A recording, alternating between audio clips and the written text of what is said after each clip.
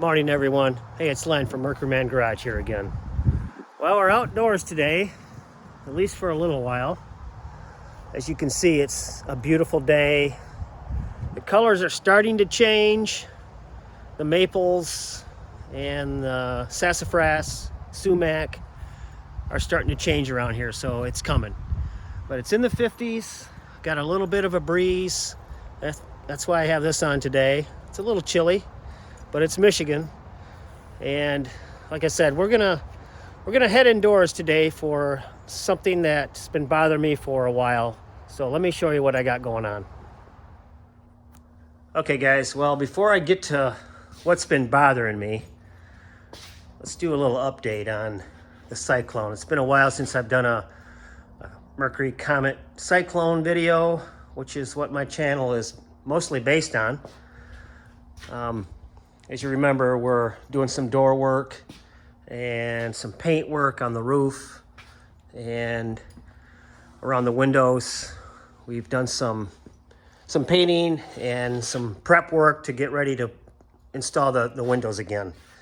I got a little rust here, surface rust I got to take care of, and been waiting on parts.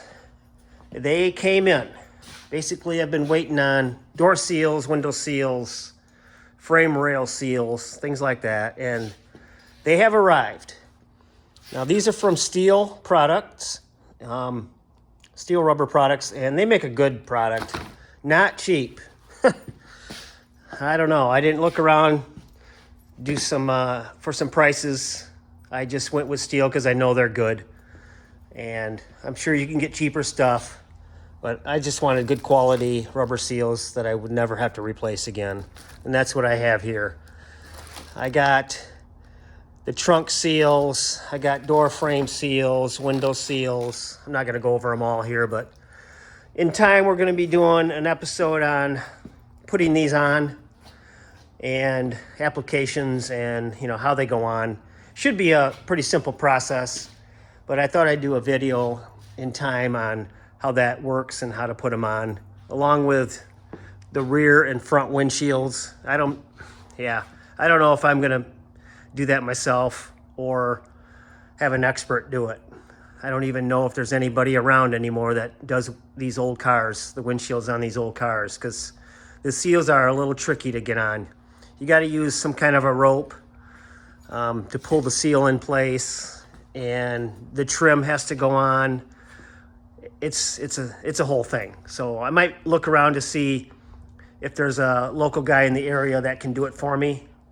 And because I doubt if these windshield companies do that anymore.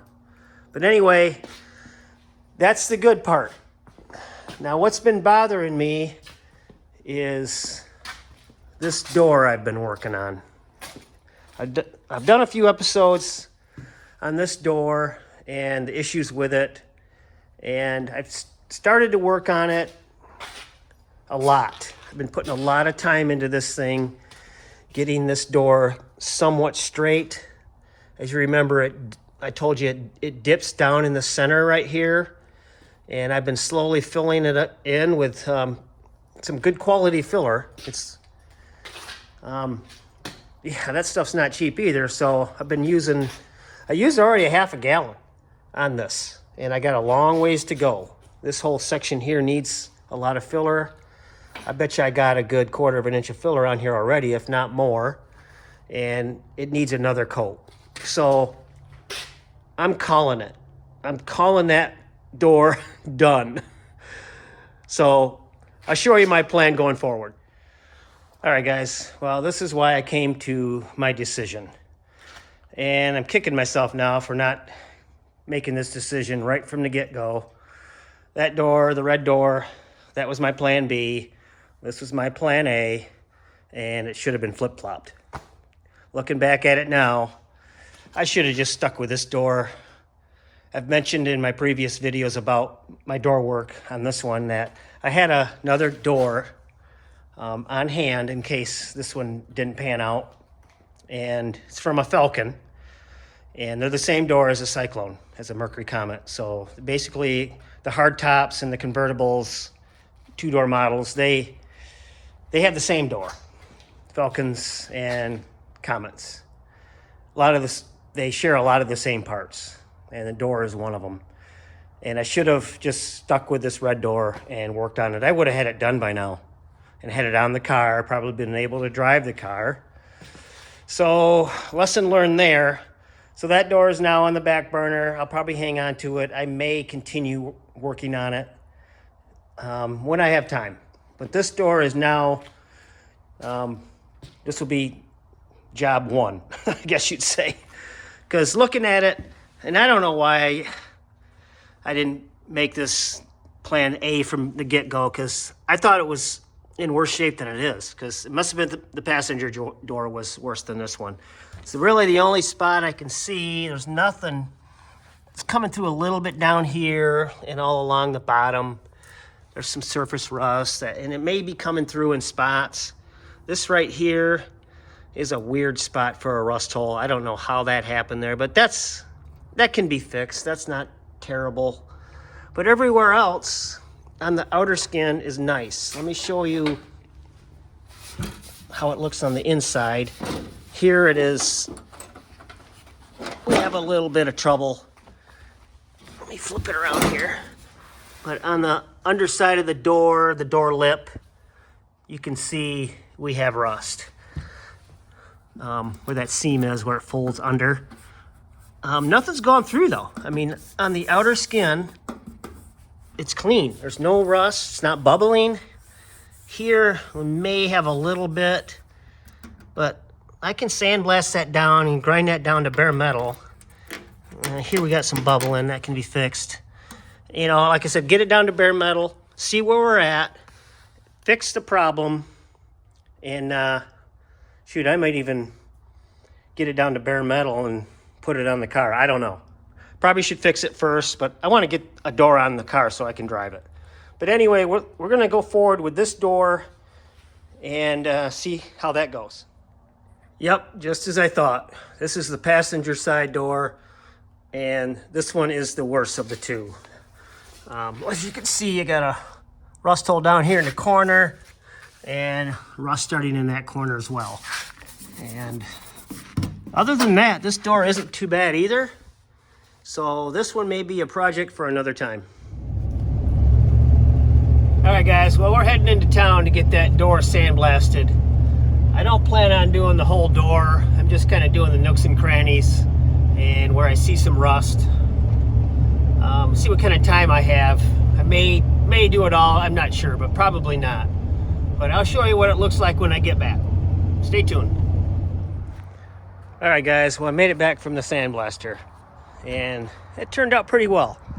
I got some spots here where I knew it was going to be kind of rough, but it's not too bad. Right through here, blew through there somewhat, got some holes, and here, but it didn't go all the way through to the outer panel, which is good. I do have some concerns with the actual panel. Let me flip it over here.